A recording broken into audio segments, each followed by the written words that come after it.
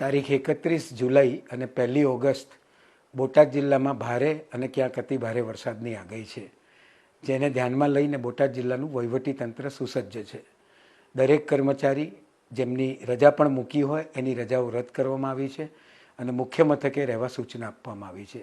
જિલ્લાથી તાલુકા અને PGVCL સુધીના control room તેમજ ફોરેસ્ટના કંટ્રોલ રૂમ કાર્યરત રહેશે, જેથી કોઈપણ પ્રકારનું વિઘ્ન આવે, ખાસ કરીને રસ્તા બંધ થવા, પાણી ભરે જેવા પ્રશ્નોને નિવારી શકાય.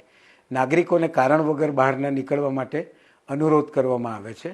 ડીપ અને પુલ વગેરેની એવી જગ્યાઓ જ્યાંથી પાણી વહેતું હોય ત્યાં વાહન ન નાખવા અને ત્યાં આગળ પોલીસનો બંદોબસ્ત પણ રાખવામાં પ્લાનિંગ કરવામાં આવેલું છે.